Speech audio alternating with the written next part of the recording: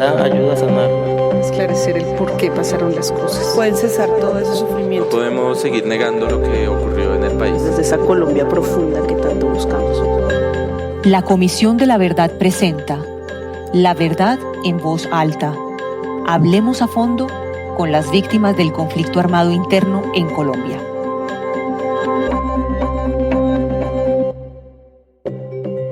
Hola, muy buenos días. Los saluda Claudia Morales y me alegra mucho llegar otro sábado a esta hora, a las 11 de la mañana, para conectarme con ustedes y conectarlos a su vez con la voz de las víctimas en distintos territorios de nuestro país. El Pacífico hoy va a ser nuestro protagonista a propósito de las noticias que hemos visto a lo largo de estos días, que lamentablemente no han sido buenas. Muchas comunidades afectadas por la ola invernal, comunidades que siguen afectadas por la violencia, y por eso es importante oír el testimonio que enseguida les vamos a compartir. Es la voz de una mujer víctima del conflicto armado, pero también la voz de una mujer que sigue creyendo en el país.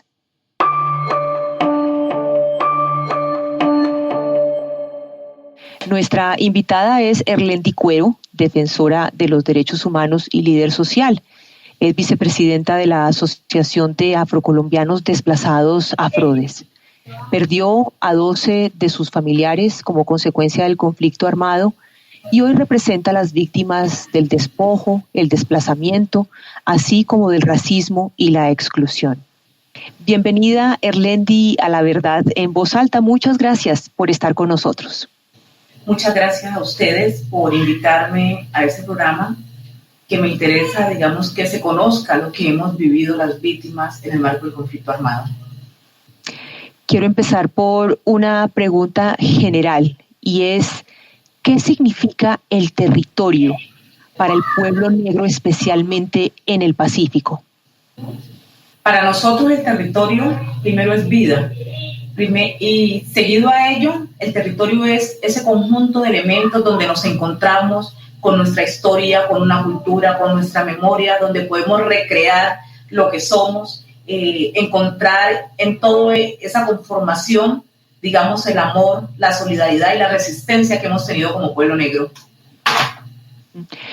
Ahora, decíamos al comienzo en la introducción parte del trabajo que usted hace, y yo sí quisiera preguntarle cuáles son las principales necesidades de la comunidad con la que usted está realizando permanentemente un trabajo de apoyo.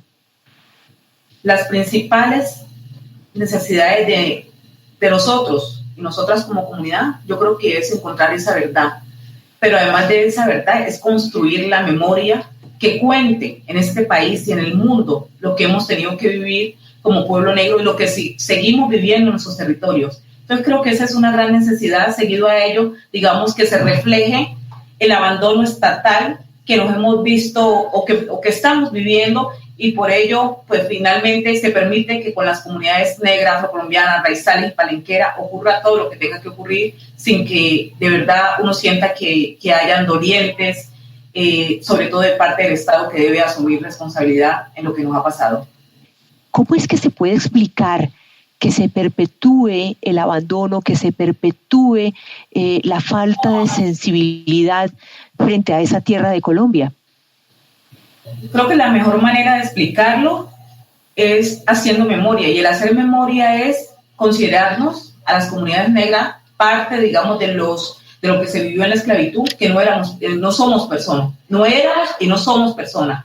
Y cuando no se considera a la otra persona que tiene derechos, pues eso permite que se le vulnere, que se les violen a la vista de todos, pero que a pocos les importe. Entonces yo creo que desde allí se parte. No se considera que allá en ese Pacífico hay unas personas que llegaron, que se reasentaron, que efectivamente han construido un territorio, que han vivido en medio de toda situación, y por lo tanto se sigue dando la espalda hacia esas personas, hacia esas problemáticas que se evidencian a nivel nacional y mucho menos internacional. Entonces, cuando se desconoce, cuando se ignora, pues efectivamente la consecuencia es déjelo. Es como dejar un niño en la calle, dejar un niño en medio de una vía donde vienen vehículos que en un momento lo pueden atropellar, pero si efectivamente se salva, es suerte. Y si no, pues muérase porque no importa. Como dirigente de Afrodes y también como defensora de los jóvenes en Llano Verde, en el distrito de Agua Blanca, en Cali, usted ha denunciado la violencia que sufren pues estos muchachos que salen desplazados de distintos territorios del Pacífico y que son finalmente asesinados en la guerra urbana, y la mayoría de ellos son afrodescendientes. Explíquele por favor a la audiencia de qué se trata ese ciclo de violencia. Bueno, ese ciclo de violencia hacia los niños, adolescentes y jóvenes afrocolombianos es una consecuencia, digamos, seguida a lo que se ha vivido en el Pacífico. Y yo mencionaba, digamos, la no importancia de la vida de la gente negra. Digamos, ¿a quién le duele? Decíamos nosotros hace poco con el movimiento de comunidades negras afrocolombianas en Cali. ¿A quién le duele la vida de la gente negra? ¿A quién le importa la vida de la gente negra? ¿Por qué? Porque también lo he relacionado en el marco de que no importa lo que pase en los territorios rurales y las consecuencias que nosotros hemos vivido en este conflicto armado, pero cuando llegamos a la ciudad, y en este caso nuestros muchachos, al distrito de Agua Blanca, pues efectivamente las dinámicas de violencia en ocasiones son peores a las que se viven en el territorio. Y con eso aquí hago referencia, que muchos niños no murieron ni fueron reclutados en el marco del conflicto por grupos alzados en armas, pero hoy que llegaron a Cali, y me voy a referir de manera directa al distrito de Agua Blanca, pues vemos que están cotados por las estructuras criminales, sean oficinas de sicariato, sean bandas organizadas para el robo o para los hurtos, mejor decirlo de esa manera, como también, digamos, en todas esas dinámicas de venta y consumo de sustancias psicoactivas. Y terminan siendo nuestros niños que si no quieren participar, pues efectivamente los matan. Y si participan también los matan. Entonces, digamos, a eso hacemos referencia nosotros en las denuncias que presentamos para visibilizar lo que se vive en el distrito de Agua Blanca.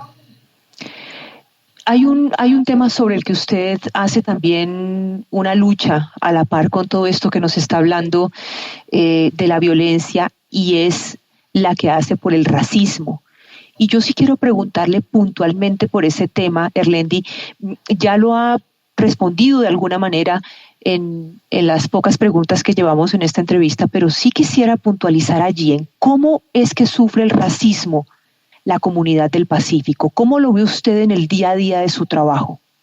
El racismo lo sentimos y nos lo expresan, digamos, de diferentes formas, se puede decir, cuando consideran que el negro o la persona afrocolombiana, como quiera reconocer, solamente está hecha para diversión de los otros. Y diversión, ¿a qué me llamo? Cuando nosotros participamos, competimos, somos reconocidos. Entonces, ese negro bien, ese negro fuerte, ese negro nos dio triunfo.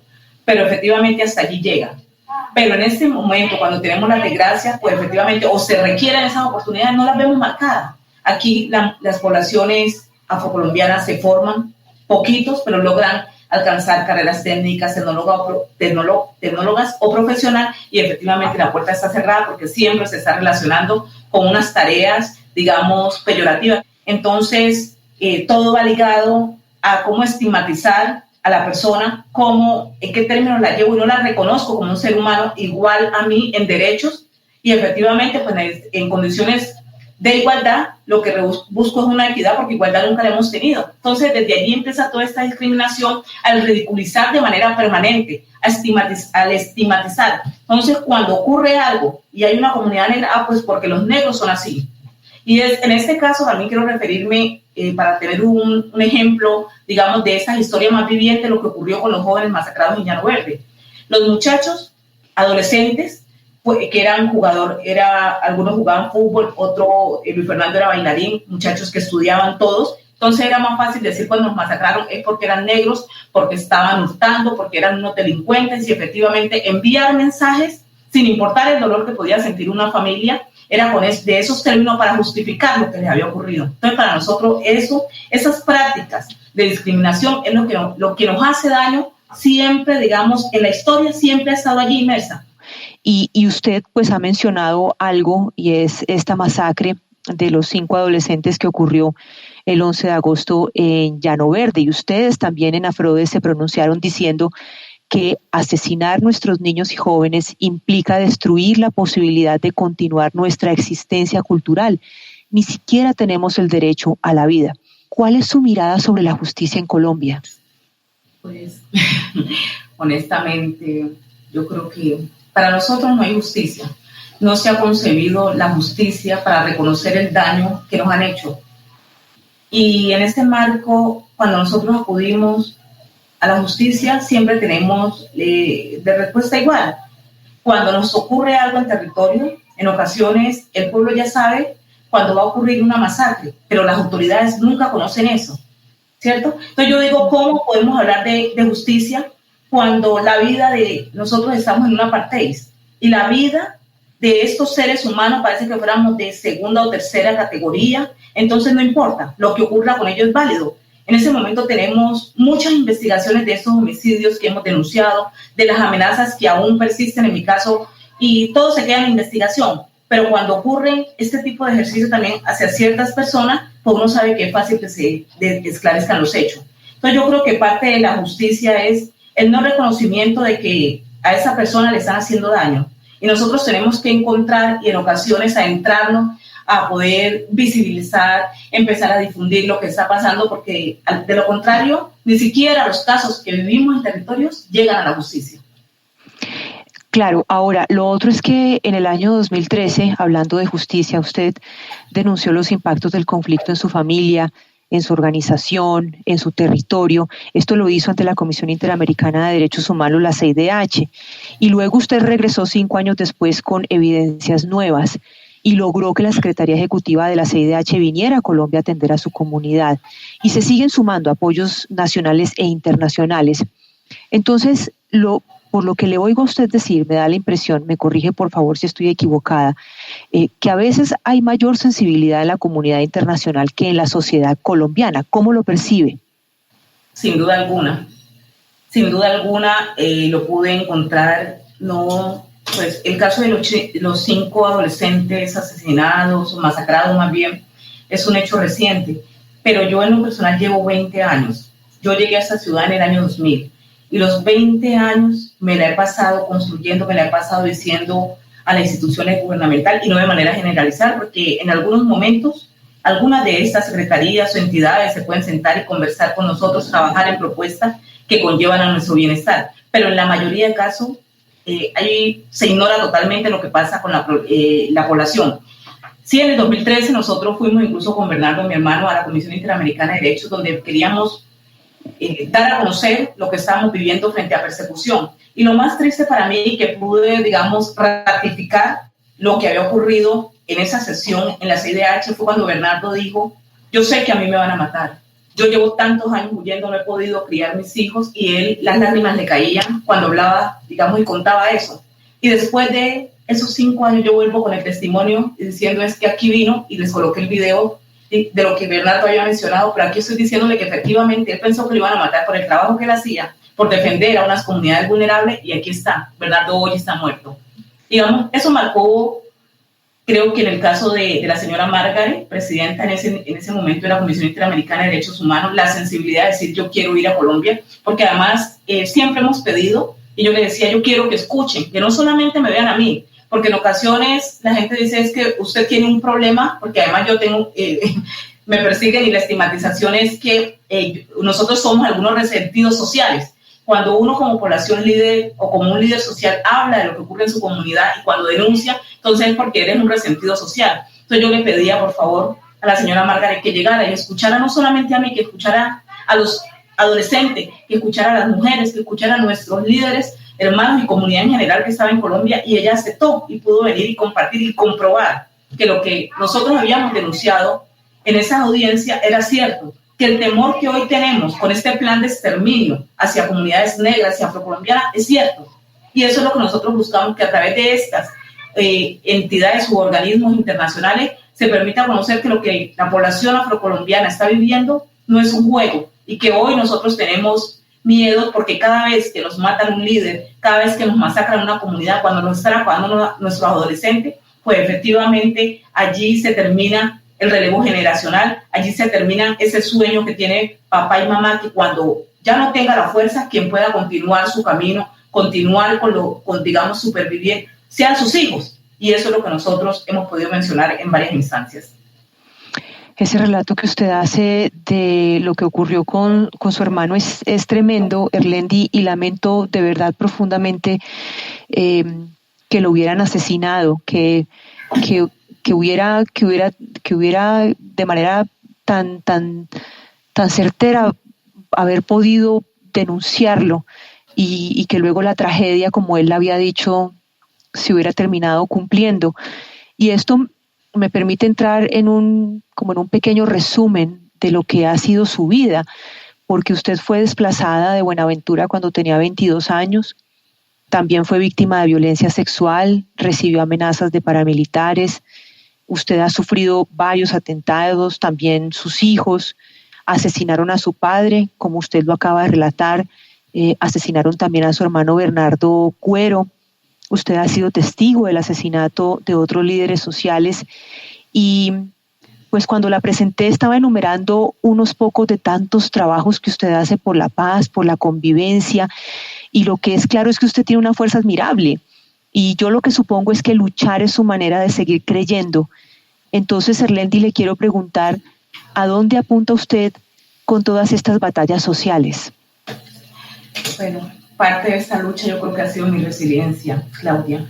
Si yo no estuviera haciendo lo que hago hoy, yo ya me hubiera muerto. Y me hubiera matado el dolor. El dolor de saber que simplemente tendría que resignarme y quedarme callada, de ver que cada día voy a perder uno de los míos. Y por eso creo que he sacado fuerzas y en ocasiones siento que ya no puedo más. Porque pues, digamos, la afectación es mucha. Pero eso ha sido mi resiliencia. Frente, digamos, a todo esto, lo que yo quisiera o que por lo que trabajo es por construir la memoria, pero construir es esa mirada de que haya una unidad en las comunidades. Y aquí no quiero referirme solamente a la población negra o afrocolombiana, porque también sé que mucha población mestiza, mucha población que quiera denominar blanca e incluso indígena, también han muerto por nosotros, por ayudarnos en esta lucha. Y aquí el llamado siempre ha sido a esa reconciliación que necesitamos como pueblo. Porque yo no puedo, digamos, y en eso tengo que mencionarlo, porque no puedo seguir avanzando sin reconocer en este espacio lo que ha pasado. Yo, a raíz de todo lo que inicialmente yo vivía en la tristeza, porque la gente a veces ve la cara de lo que puede ver de uno, pero internamente solamente uno sabe el karma que lleva. Yo siempre me preocupaba, me he preguntado por qué mataron a mi papá, y por qué a mí, y por qué yo tenía que vivir todo esto. Y eso me hizo volver a Buenaventura una vez, y los muchachos que crecieron conmigo se volvieron paramilitares. Esos amigos, esos niños que también vivían conmigo y jugaban, y yo empezaba a decirles a ellos en voz de reclamo, ¿por qué? ¿Pero por qué nuestra gente? ¿Por qué ustedes tienen que acabar? Y a veces escuchar las narrativas de ellos, creo que pues finalmente a uno le hace más daño, porque uno quisiera que le dijeran a uno, no es que simplemente yo decidí y me metí en esto porque me gusta y porque quiero una maldad, pero cuando yo he tenido la oportunidad de sentarme con varios, me han dicho, Erlendi, aquí qué opción tenemos, nosotros cómo avanzamos, si en un territorio como Buenaventura, como Chocó, como Tumaco, uno me decía, yo he llevado hojas de vida 5 veces a que me den una oportunidad antes de meterme en esto y jamás la conseguí. Y lo único que sabía es que tenía una mamá, que tenía unos hijos, que tenía una familia que tenían que comer.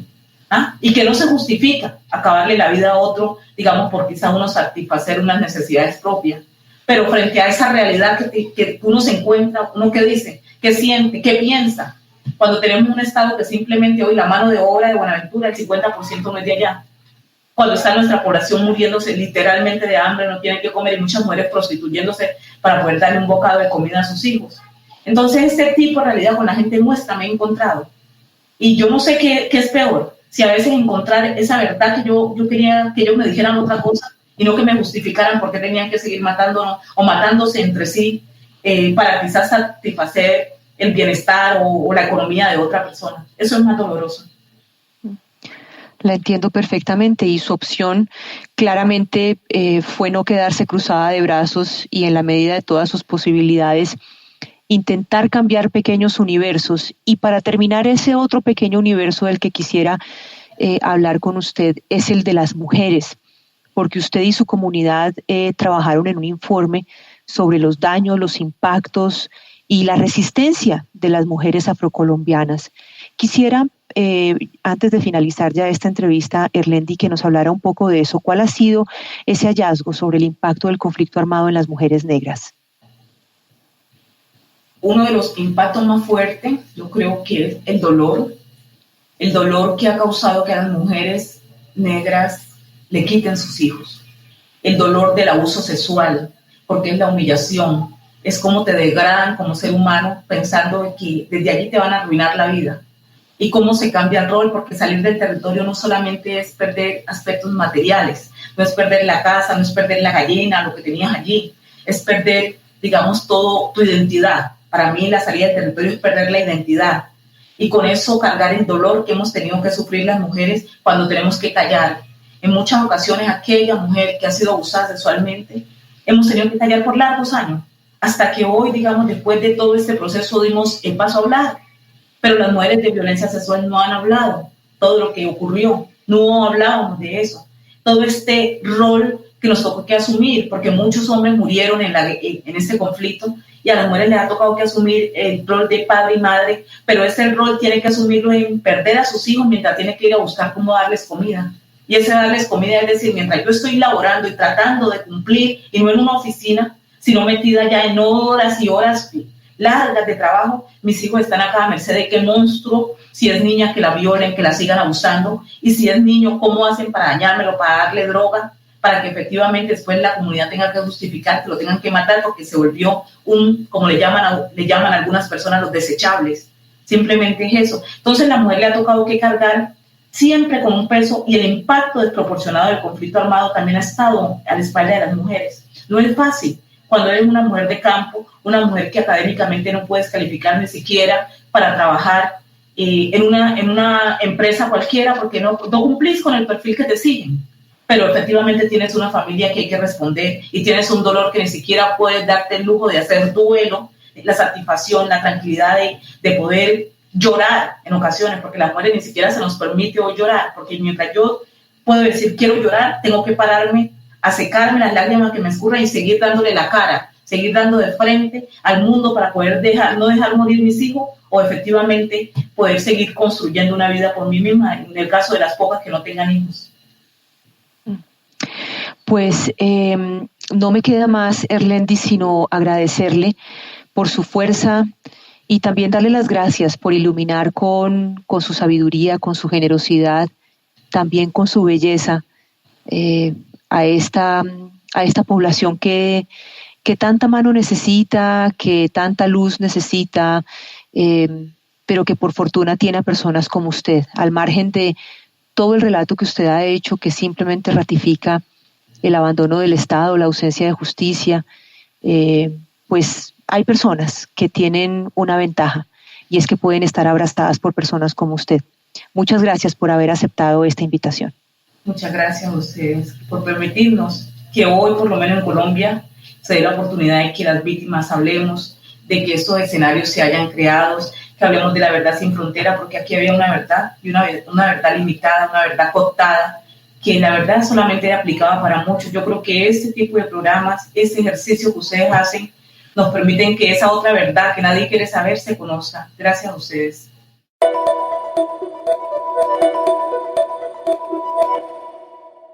La entrevista con Erlendi Cuero Bravo pueden encontrarla en la página www.comisiondelaverdad.co, también en las plataformas de Spreaker y Spotify con el nombre del programa La Verdad en Voz Alta, y en las redes sociales de la Comisión de la Verdad. Seguimos dándole el espacio a las víctimas, seguimos oyendo sus historias, y también esperamos que ustedes de esto encuentren una fórmula para tener mejor empatía, para que nos duela un poco más el país y para seguir trabajando por él. Les espero el próximo sábado a las 11 en punto de la mañana Les deseo también un gran fin de semana. Un abrazo.